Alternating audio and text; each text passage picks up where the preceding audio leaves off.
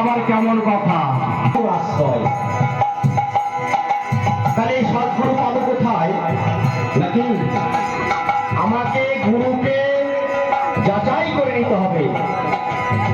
বর্তমানে বাবা অনেক গুরু গোসাই দেখা যায়, এক ভক্তের বাড়িতে যাবে, যদি দেখে ভক্তের 3 তলা বাড়ি আছে, 2খানা গাড়ি আছে, জায়গা জমির অভাব নেই, বাবা গুরুদেব নিজে যেচেই মন্ত্র দিতে চায়,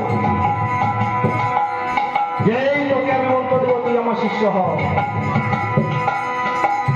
যারা সৎগুরু বাবা কখনো শিষ্যকে নিজে বলবে না ভক্তকে আমি তোকে মন্ত্র দিব, এমনকি ভক্ত যদি মন্ত্র নিতে।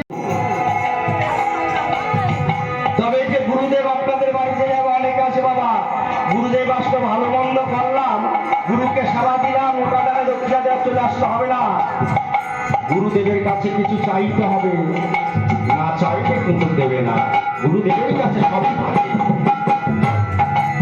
তাই বলছে দীক্ষা গুরু শিক্ষা গুরু গুরু দয়ালে কি হয়,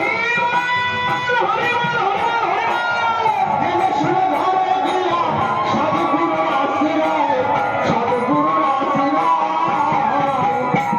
এই সদ্গুরু বাঁচাইতে পারে ধর্মকে ধরো পারে, সদ্গুরু বাঁচাইতে পারে ধর্মকে ধরো পারে, সদ্গুরু বাঁচাইতে পারে ধর্মকে ধরো পারে।